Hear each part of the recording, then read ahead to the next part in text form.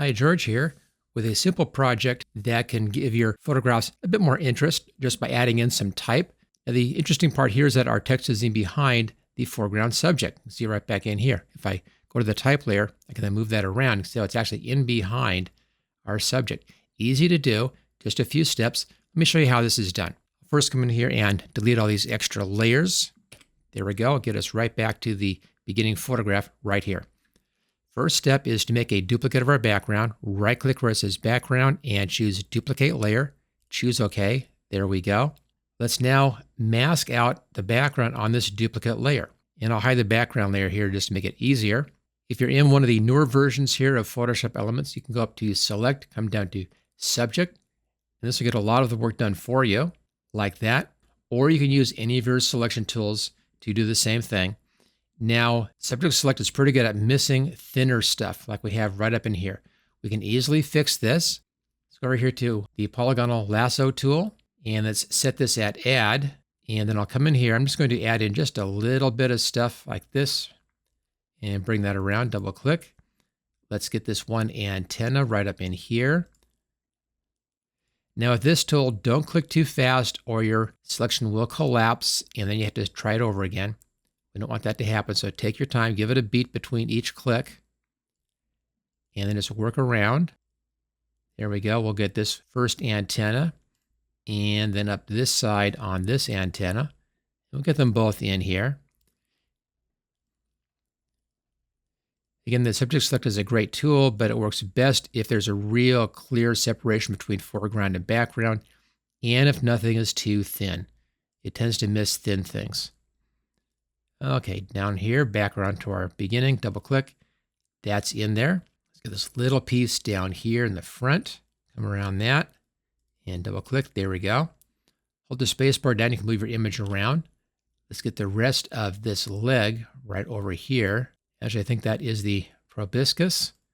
So this butterfly is drinking the nectar out of this flower. Kind of the same shape as a leg, but there we go. Now there are a few spots in here that we'll have to remove, and a little bit more down here at the bottom of the flower, base of our flower.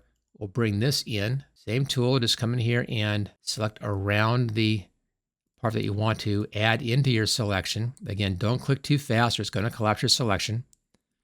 On the bottom here, around this side, and work your way around. Where it's fairly straight, you can come in here and put your dots quite a ways apart.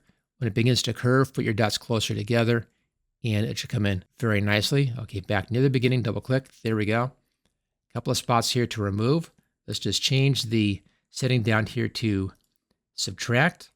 And same trick, except that this time we are outlining the areas that we want to subtract from our selection. And again, make sure you don't click too fast. It's easy to get into the habit of clicking too fast when you're taking a little spot like this out. Make sure you're still giving it a beat between each click. You don't want to go too quick in here. Back to the beginning, there we go. And one more over here. And I think we'll be good. We actually don't need these, but I'm showing this to you anyway because I want you to see how the tool works. Okay, Control-0 to fit screen. There's our selection. Now go up here, hit this button. This is the Add Layer Mask button. Here's our layer mask. I'm going to have the butterfly separated out from the background. Bring that back in again. There we go. Come down onto the background layer. I have my color here set at white in the foreground. Easy to get to. Click down here. This is the default foreground background, and then just invert those. Go up here to the Type tool and click in here someplace, and then choose a nice type. I'm going to make this at 72 to start, and I like this typeface. It's just kind of nice and simple. It just feels kind of spring-like to me. And then type in spring. Hit the OK right there. Obviously, it's too small, so it's double click. That selects that word. Come down here where the type size is, roll over where it says size, and then hold your mouse down and pull that to the right, and you can make the type a lot bigger this way. And this, move that over here. It's still too small. Do the same thing again. So a real good large type. There we are. Let's now position this. I want it obviously cutting into the letters over here, so you can see that, and I want to have the antenna overlapping at least on one layer up over here. That just makes it real obvious that we're actually overlaying that lettering.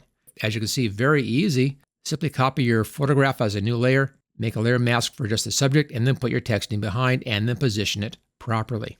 If you want to learn more tricks about working with Photoshop Elements, you can get that in my HTG Photo Coach program, which includes a lot of step-by-step instructions on how to use everything inside of Photoshop Elements, plus a lot more in there. And I'll put a link for that at the top of the description. If you enjoyed this video, make sure you hit that thumbs up button. Don't forget to subscribe, and I'll see you next time.